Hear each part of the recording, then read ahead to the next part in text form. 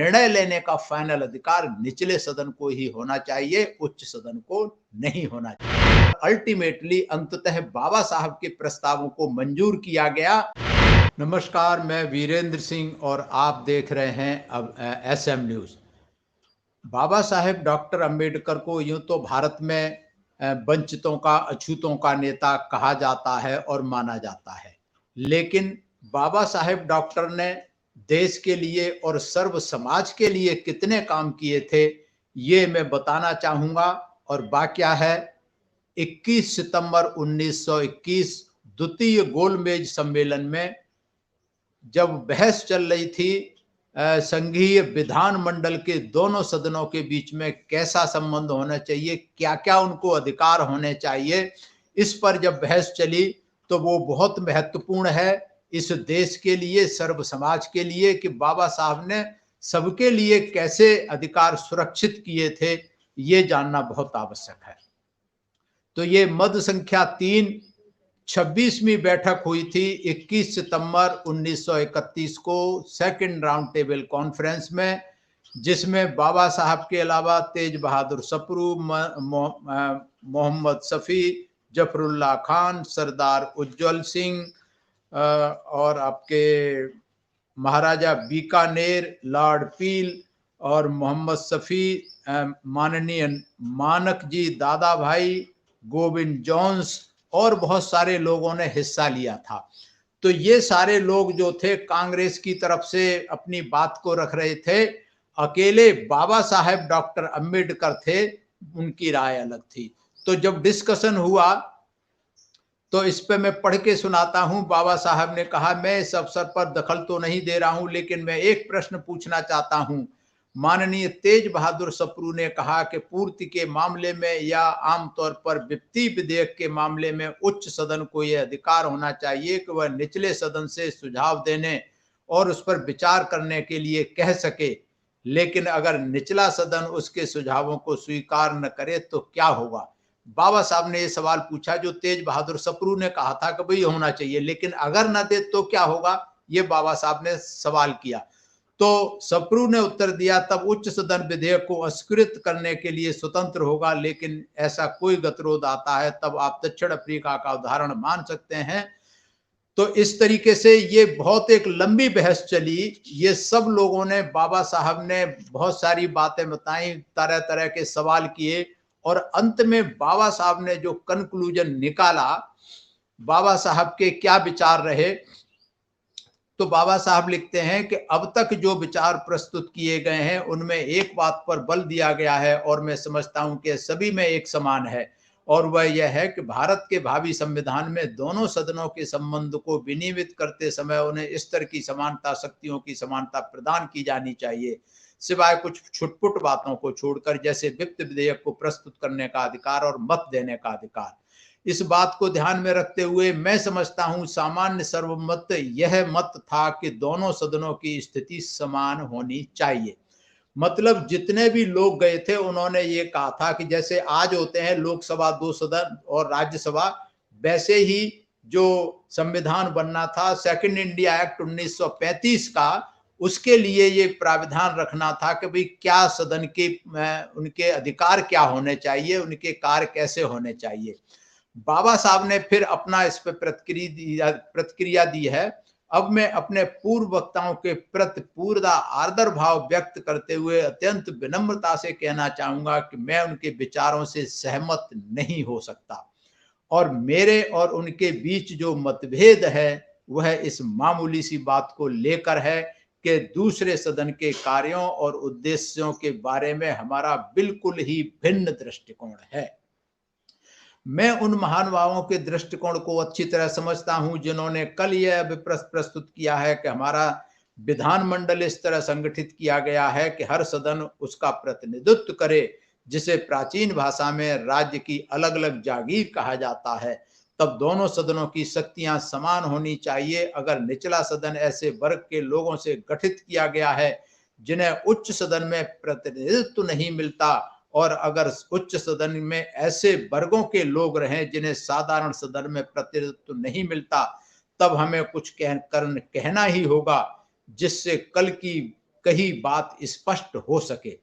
लेकिन यदि हमारा विधानमंडल ऐसे आधार पर गठित किया गया है जिसे मैं एक राज्य की अलग अलग जागीर कहता हूं, तब मैं 2 सदनों वाले विधानमंडल बनाए जाने के लिए अपनी सहमति नहीं दूंगा, क्योंकि मैं जनता के लिए बोलता हूं। इस मामले में मैं श्री गांधी का प्रतिद्वंदी हूं, इसलिए मैं ऐसे विधानमंडल के लिए स्वीकृति नहीं दे सकता और इस संबंध में जनता के भाग्य को इस तरह की व्यवस्था के अधीन काम करने वाली सरकार को नहीं सौंप सकता। अतः मैं लॉर्ड एस्किथ के शब्दों को कहूंगा कि ऐसी सरकार धोखा है, एक प्रपंच है। कैसी सरकार? जैसी कि कांग्रेस के प्रतिनिधि गांधी एंड कंपनी के लोग चाहते थे कि यहां दोनों सदनों को बराबर का अधिकार दिया जाए। तो बाबा साहब ने आगे लिखा है इसमें कि हमारे विधानमंडल के सदनों का गठन, शायद मैं गलती नहीं कर रहा हूं, अलग अलग जागीरों के लिए अलग अलग प्रतिनिधित्व के आधार पर नहीं होता। अगर मैं भावी विधानमंडल के गठन के बारे में ठीक ठीक समझा हूं तो मेरा ख्याल है निचला सदन जनता को लेकर गठित किया जाएगा। उसमें हर वर्ग के लोग होंगे, उनमें जनता की हर विचारधारा के लोग होंगे। अगर ऐसा है तो मेरा निवेदन है कि हमारे यहाँ कोई ऐसा सदन नहीं होगा जो उसका प्रतिद्वंदी हो और जो उसकी बराबरी का दावा करेगा। मेरा यही दृष्टिकोण है और इसलिए अध्यक्ष महोदय, जहां तक मद संख्या 3 के उपसर्ग 3 में उल्लिखित प्रश्न का संबंध है, मेरा उत्तर है कि निर्णय का अधिकार निचले सदन में निहित किया जाना चाहिए। तो बाबा साहब ने स्पष्ट शब्दों में और कड़े शब्दों में कहा कि ये जैसे 2 सदन है, आज यहाँ भी 2 सदन है, लोकसभा और राज्यसभा। तो लोकसभा में चुने हुए प्रतिनिधि आते हैं, वो हर जाति बिरादरी धर्म के हो सकते हैं, लेकिन राज्यसभा में मनोनीत किए जाते हैं, पार्टी अपने हिसाब से उनको मनोनीत करती है, जिसमें सर्व समाज का प्रतिनिधित्व नहीं होता। आज भी 73 साल की आजादी के बाद राज्यसभा में बहुजन समाज के लोगों का, अल्पसंख्यक समाज के लोगों का प्रतिनिधित्व ना के बराबर है। तो ऐसी अगर व्यवस्था होती तो बाबा साहब ने कहा कि ऐसे इसमें निचला सदन जो कि सभी का सदन होगा, उसका प्रतिद्वंदी कोई नहीं होना चाहिए, उसकी बराबरी का अधिकार किसी को नहीं होना चाहिए और निर्णय लेने का फाइनल अधिकार निचले सदन को ही होना चाहिए, उच्च सदन को नहीं होना चाहिए। तो अध्यक्ष महोदय जो इस कमेटी के थे, उन्होंने बाबा साहब की बात को सहमत किया और उन्होंने कहा, अध्यक्ष ने, डॉक्टर अंबेडकर क्या आप इसे संविधान में लिखेंगे? डॉक्टर अंबेडकर ने कहा, जी हाँ, मैं सोचता हूं ऐसा किया जा सकता है। अध्यक्ष ने कहा, यह किया जा सकता है, लेकिन क्या आप संविधान में इसको शामिल किए जाने के पक्ष में हैं? फिर बाबा साहब ने एक और वक्तव्य दिया। बाबा साहब ने कहा कि मेरी राय में उच्च सदन को निचले सदन के विचारार्थ सुझाव देने का अधिकार होना चाहिए, जिससे निचला सदन अगर चाहे तो स्वीकार कर सकता है उच्च सदन को वित्त विधेयक को न केवल प्रस्तुत करने बल्कि उसमें संशोधन का भी अधिकार होना चाहिए और जिस रूप में निचला सदन उसे पारित करे उसी रूप में विधेयक को कानून बन जाना चाहिए, भले ही वह उच्च सदन द्वारा अस्वीकृत हो चुका हो।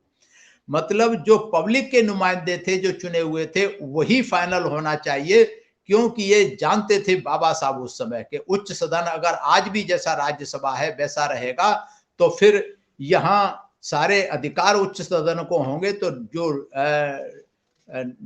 जो निचला सदन होगा उसके जो पब्लिक के नुमाइंदे होंगे उसका कोई मतलब नहीं रह जाएगा, कोई कानून का मतलब नहीं रह जाएगा। आगे बाबा साहब कहते हैं, मैं सोचता हूं जो प्रस्ताव मैंने किया हुआ बहुत ही क्रांतिकारी लगेगा और मैं यह भी सोचता हूं कि इसे क्रांतिकारी प्रस्ताव कहा जा सकता है, लेकिन अध्यक्ष महोदय अगर ऐसा है, कल जब मेरे विद्वान सहयोगी तेज बहादुर सप्रू और माननीय मोहम्मद शफी इस बात पर बोल रहे थे, उन्होंने अत्यंत आधुनिक संविधानों में से किसी भी संविधान का जिक्र नहीं किया। यह देखकर मुझे ताज्जुब हुआ कि उन्होंने कनाडा, डोमिनियन, ऑस्ट्रेलिया, दक्षिण अफ्रीका के कुछ अपेक्षाकृत पुराने संविधानों का उदाहरण दिया है। मैं नहीं जानता कि उन्होंने यहाँ के हाउस ऑफ कॉमन्स और हाउस ऑफ लॉर्ड्स के बीच संवैधानिक विचार क्यों नहीं किया। मुझे नहीं मालूम कि उन्होंने उदाहरणार्थ आयरलैंड के दोनों सदनों के बीच संबंधों के जैसे कि वे विचार क्यों नहीं किया। मैं यह भी नहीं समझ पाता कि ब्राइस कमेटी के प्रस्तावों पर विचार करना कैसे भूल गए तेज बहादुर सप्रू। उन्होंने इन सब पर विचार किया होता, तब मेरे प्रस्ताव को सुनकर उन्हें आश्चर्य जो हुआ है वह न हुआ होता। लेकिन चूंकि इन सब का उल्लेख नहीं किया, इसलिए मैं अपने प्रस्ताव का समर्थन इनका उल्लेख करके करूंगा। इसके बाद बाबा साहब ने बहुत सारे उदाहरण दिए हैं अपने प्रस्ताव के समर्थन में, और ये काफी बहस चली है, इसमें कई पेज में बहस है, और अल्टीमेटली अंततः बाबा साहब के प्रस्तावों को मंजूर किया गया। और जितने ये कांग्रेसी गए थे, मेरा अपना मानना है ये कोई तैयारी करके नहीं गए थे, कोई पढ़ाई लिखाई करके नहीं गए थे, जो मन में आता था वो बोल देते थे। इसलिए बाबा साहब ने हर मीटिंग में इन सब की धज्जियां उड़ाई जितने कांग्रेसी गए थे, और बाबा साहब के आगे एक भी नहीं टिक पाए, एक भी तर्क के साथ अपनी बात को नहीं रख पाए थे। और यही कारण है कि बाबा साहब को आज लोग जानना नहीं चाहते या बताना नहीं चाहते कि बाबा साहब को सिर्फ अछूतों का नेता वो करना चाहते हैं, लेकिन बाबा साहब ने किया था, इस पार्लियामेंट के लिए किया था, संविधान के लिए किया था, सर्व समाज के लिए किया था, इस देश के लिए किया था।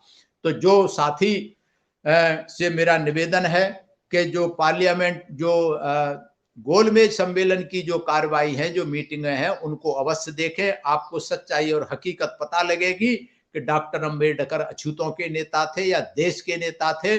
और आज के जो मैं किया है, ये बाबा साहब के संपूर्ण वांग में खंड 5 में पेज नंबर 144 से 148 से 150 151 तक है।